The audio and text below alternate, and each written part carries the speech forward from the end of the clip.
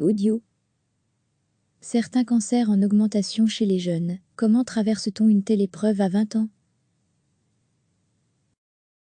Chaque année, 800 nouveaux cas de cancer sont diagnostiqués chez les 15-29 ans en Belgique.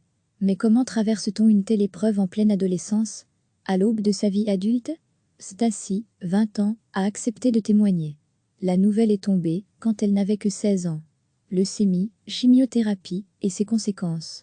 La première question que j'ai posée, c'est « Est-ce que je vais perdre mes cheveux ?» Quand j'ai vu que des touffes entières tombaient, je les ai coupées. C'était affreux. Avant, j'avais de très longs cheveux. Pour éviter tout microbe, Stacy ne peut plus sortir. Elle ne peut plus manger ce qu'elle veut.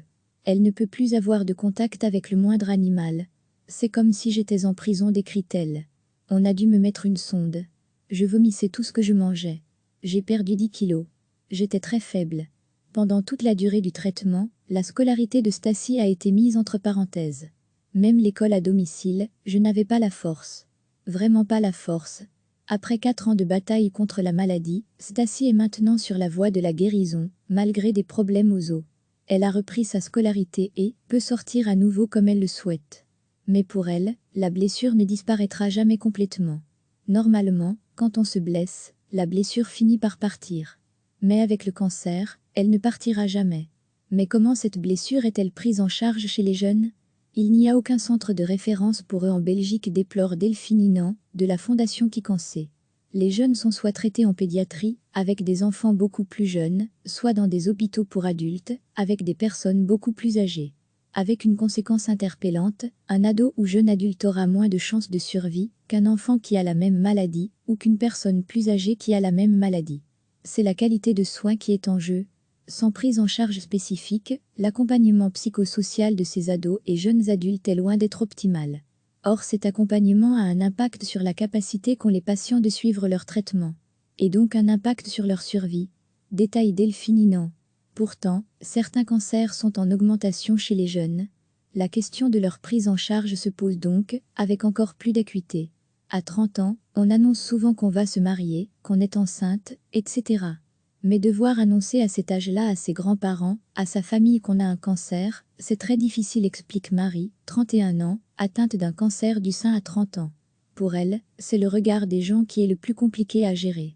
Nous avons tous cette impression au niveau oncologique que la tendance est à l'augmentation du nombre de cancers chez nos jeunes, explique le docteur Aurélien Simon, oncologue médical au centre hospitalier Epicura. Il y a une augmentation des cancers du sein, des testicules ou encore du côlon. Avant, mes anciens chefs n'avaient quasiment pas de jeunes patientes. Maintenant, c'est presque devenu la normalité. J'ai chaque année 10 à 15 patientes de moins de 30 ans atteintes d'un cancer du sein. Si on observe les chiffres du registre du cancer, disponibles de 2004 à 2017, on constate une augmentation du nombre de cancers du côlon, sans doute en lien avec l'obésité, mais aussi du nombre de cancers de la thyroïde chez les femmes et des testicules chez les hommes. Chez les hommes de 20 à 34 ans, le cancer des testicules est le cancer le plus fréquent.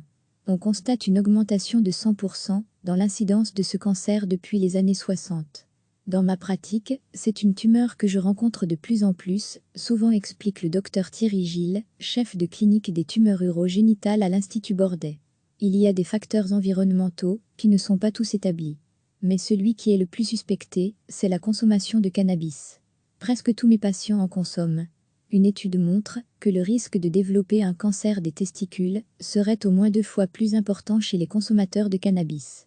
Notre mode de vie aurait donc un impact direct sur le développement de certains cancers.